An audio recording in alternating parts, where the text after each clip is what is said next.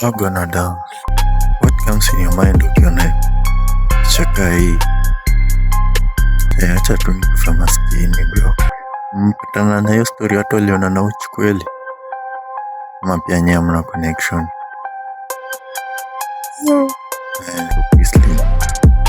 Yo, ukijana mama kuwhistle 24 hours man. So hiyo story ya kuwhistle ndio inatuleta topic of today.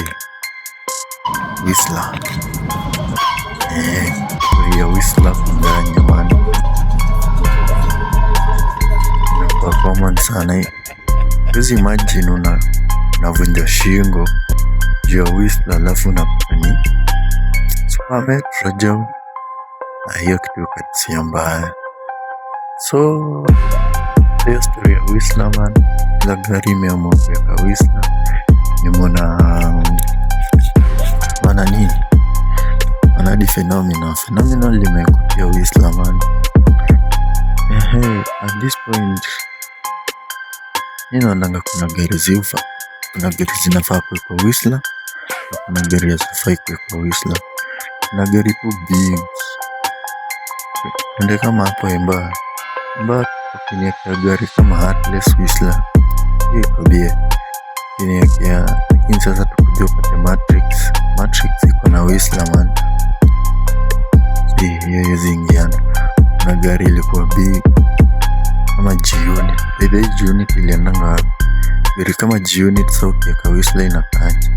Kuna gari zinakaanga gari kubwa like kubwa in size. Hizo ndio zinafaa zikuange na muffler kinyambi. Lakini but nimesikia hizi gear sita ziezi kwa muffler kama hizo sijui turbo ama nini. Nimesikia hizi kwa kinyambi. So the only option wakunani Whistler man. So Whistler zimekuwa mingi, zimekuwa common.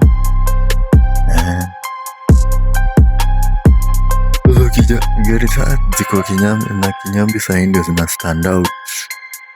Itatosh, kuna ile kinyambi Itatosh. Oh lord. Hizo vinyambi nazo zinarika. Kubaliane tu hizo nazo zinarika. So weekend nimepatana nao madha wanapima wanapima kelele ama sijui nini. Tuandudhi mefikiwa man.